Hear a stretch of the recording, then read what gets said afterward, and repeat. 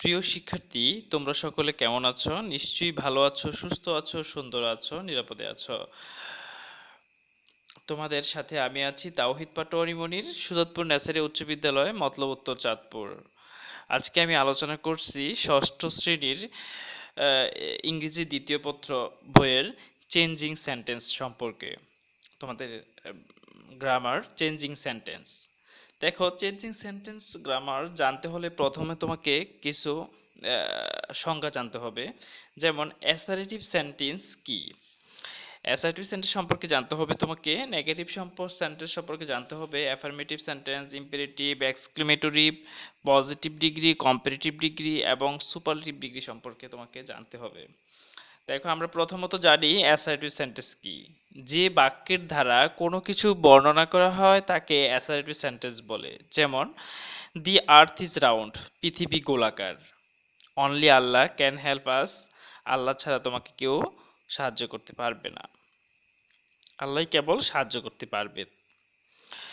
Negative sentence হচ্ছে statement হচ্ছে, দেখো, যখন না বোধক হয় তখন তাকে নেগেটিভ সেন্টেন্স বলে।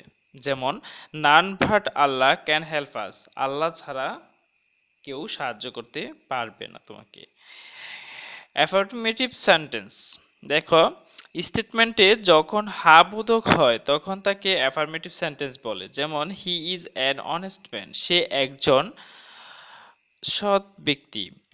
ইন্টারোগেটিভ সেন্টেন্স, কোনো বাক্য দ্বারা যদি কোনো কিছু প্রশ্ন জিজ্ঞাসা করা হয় তখন তাকে ইন্টারোগেটিভ সেন্টেন্স বলে। যেমন, what is your name, can you open the ডোর।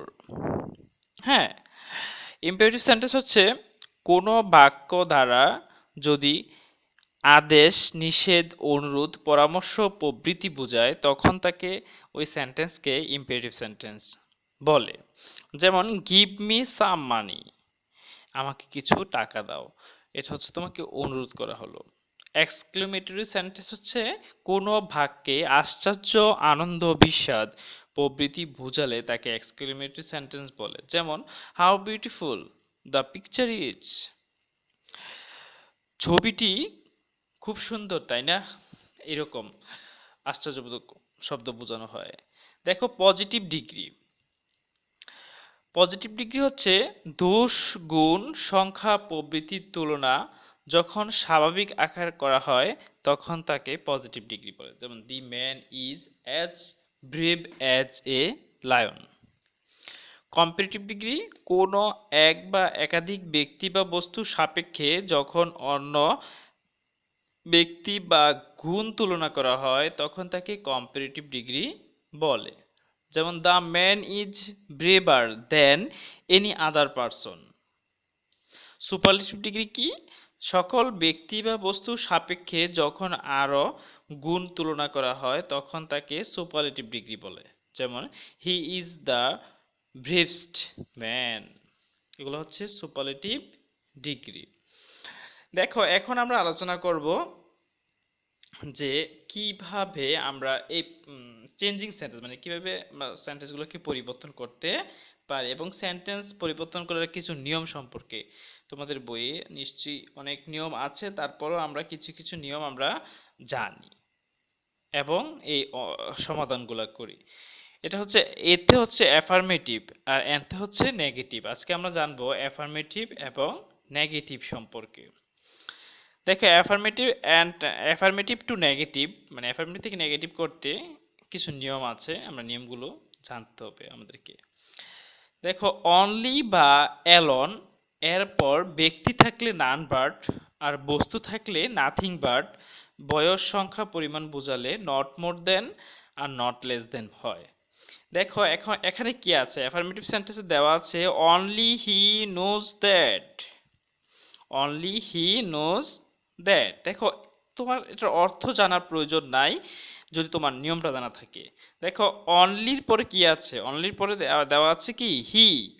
হি মানে কি, এখানে ব্যক্তি বোঝানো হয়েছে। যদি অনলির পরে হি মানে ব্যক্তি বোঝানো হয় তাহলে এই অনলির পরিবর্তে কি বসানো হবে, নান বাট। অনলির পরিবর্তে হবে none but he knows that. তাহলে আমরা এটা সমাধান করে ফেললাম। দেখো, he buys only a pen. He buys only a pen. দেখে এই অনলির পরে কি দেওয়া আছে? এ পেন, মানে একটি কলম। তো একটি কলম যদি অনলির পরে দেওয়া থাকে, এই পেন, একটা কলমটা কি বস্তু না? এই কলমটা কি বস্তু না? তাহলে বসবে কি? অনলির পরিবর্তে বসবে নাথিং বাট। যেমন হি বাইজ, এ অনলির পরিবর্তে বসবে nothing but a pen. A pen, এটা ঠিকই থাকবে। তারপরে দেখো কি দেওয়া আছে? He is 50। আমি তোমাদেরকে বলছিলাম যে বয়স, সংখ্যা, পরিমাণ ইত্যাদি বোঝালে নট মোর দেন অথবা নট লেস দেন হয়। দেখো এখানে কি হবে? যেহেতু এখানে সংখ্যাটি দেওয়া আছে, তাহলে আমাদের হবে he is not more than 50।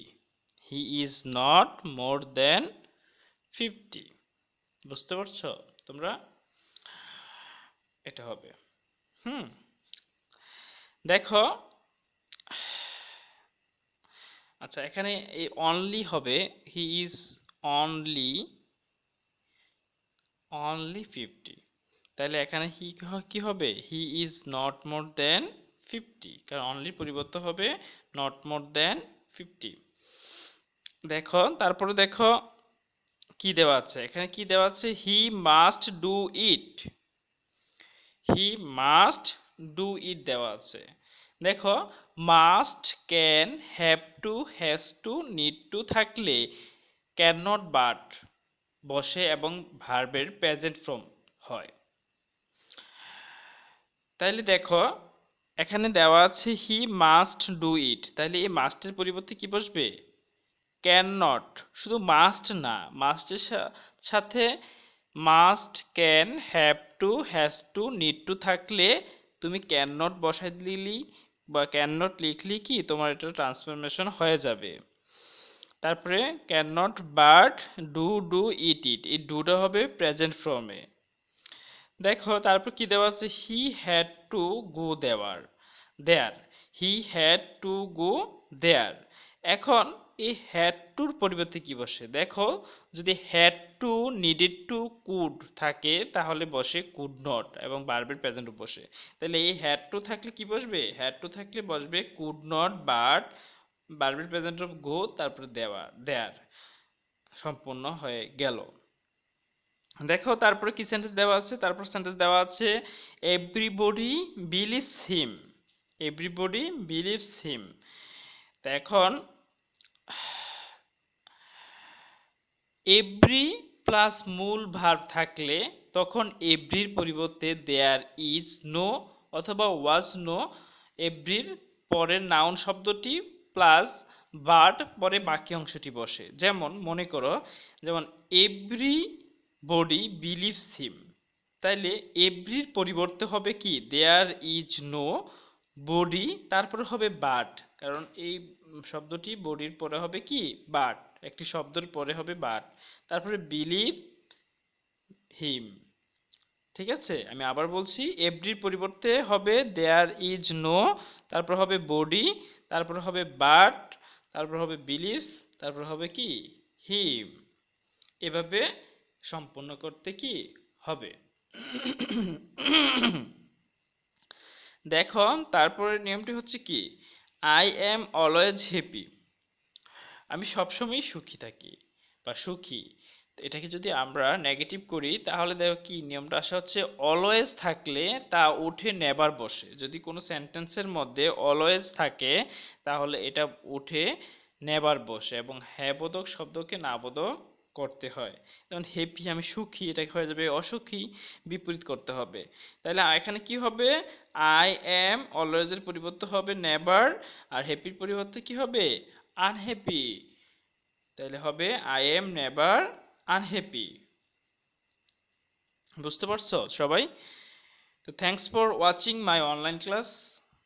আজকে এ পর্যন্তই। তোমরা ভালো থাকো, সুস্থ থাকো, সুন্দর থাকো। তোমাদেরকে বাংলা ভাষায় আজকে ইংরেজি পড়ানো হলো। যদি আমি ইংরেজিতে কথা বলতাম তাহলে হয়তো অনেকেই বুঝতা, কিন্তু আবার অনেকেই বুঝতা না। তো সেক্ষেত্রে আমি বাংলায় কথা বললাম এবং তোমাদেরকে বোঝানোর জন্য। তো তোমরা ভালো থাকো, সুস্থ থাকো, বাসায় পড়াশোনা করো, অযথা সময় নষ্ট করো না, অনলাইনে ঠিকমতো ক্লাসগুলো করো এবং এই ভিডিওটা কেমন লাগলো জানাও। ভালো লাগলে শেয়ার করো। ধন্যবাদ সকলকে। আল্লাহ হাফেজ।